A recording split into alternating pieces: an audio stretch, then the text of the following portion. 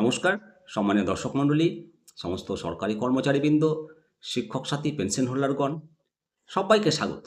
DA চাইতে গিয়ে বহু কটু কথা শুনতে হয়েছে।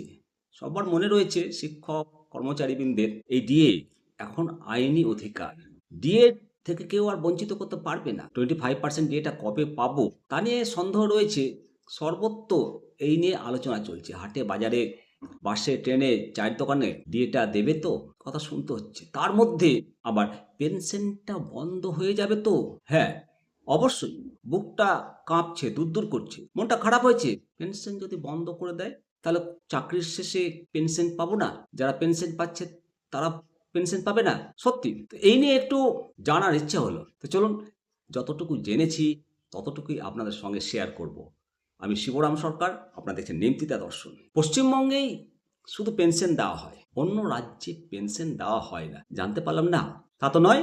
পশ্চিমবঙ্গে যেটা পেনশন দেওয়া হয় ওল্ড পেনশন স্কিম, এবং এই ওল্ড পেনশন স্কিম আরও 5-5টি রাজ্যে দেওয়া হয়। আমাদের প্রতিবেশী রাজ্য ঝাড়খণ্ডে ওল্ড পেনশন দেওয়া হয়, তারপরে পাঞ্জাব, ছত্তিশগড়, হিমাচল প্রদেশ, রাজস্থান ওল্ড পেনশন স্কিমে পেনশন দেওয়া হয়। আর কর্ণাটক, তেলেঙ্গানা এরাও ওল্ড পেনশনে ফিরে আসার কথা ভাবছে। সুতরাং শুধু পশ্চিমবঙ্গে যে পেনশন দেওয়া হয় এবং ওল্ড পেনশন সেটা নয়, তেমনটা নয়। আচ্ছা, পেনশনটা কি রাজ্য সরকার বন্ধ করতে পারে? এমন কি কোনো আইন রয়েছে, বা পে কমিশনে সেটাকে সংশোধন করে বন্ধ করতে পারে? যেমন ডিএ 19-এ রোপাতে বন্ধ করে দিয়েছে। ডিএ শব্দটা নেই, তবুও মনে হচ্ছে তো দিচ্ছে। তো তেমনটা কি করতে পারে? আইন কি বলে? না, পেনশন লিগালি এনফোর্সেবল রাইট নয়। পেনশন হলো ফান্ডামেন্টাল রাইট, মৌলিক অধিকার। পেনশন কর্মচারীদের শুধু আইনি সঙ্গত অধিকার নয়, লিগালি এনফোর্সেবল রাইট নয়, এটা একেবারে fundamental right. Pension is a deferred wage, এটা ছেড়ে খেলার জিনিস নয়। পেনশন আইন কেন্দ্র সরকার বলবৎ করেছে। কেন্দ্রীয় আইনে পেনশন রুলস বলবৎ আছে। পেনশন কেন্দ্রীয় আইনে বলবৎ আছে, ওটা রুল নয় যে যে কোনো রাজ্য ইচ্ছে হলেই সেটাকে বন্ধ করে দিতে পারে। এটা আকাশ কুসুম স্বপ্ন বা দিবা স্বপ্ন, যাই মনে করেন। আচ্ছা, ওল্ড পেনশন দিতে কি খুব বেশি খরচ হয়? আর এনপিএস, নিউ পেনশন স্কিম, এটা দিতে কি কম খরচ হয়? চলুন সেই ব্যাপারটাও একটু জেনেছি, জানাবো। ওল্ড পেনশন স্কিমে আমরা যেটা পেনশন পাই, পশ্চিমবঙ্গ সহ আরও 5টা রাজ্য, বেসিক পের 50%, তার সঙ্গে ডিএ, তাই তো? কমেন্ট করবেন, কমেন্ট সেকশনে জানাবেন।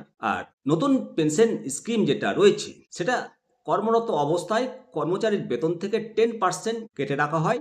সরকার আরও 14% টাকা দেয়, তাতে তার সাথে ডিএর অঙ্ক দেয়। সেই টাকা কর্মচারীর পছন্দের ফান্ডে জমা থাকে, যেটা সেই কর্মচারীর ব্যক্তি মালিকানাধীন, এবং টাকা শেয়ার বাজারে খাটানো হয়। চাকরির শেষে যে অর্থ সমষ্টি হয় সেটাই ওনার পেনশন।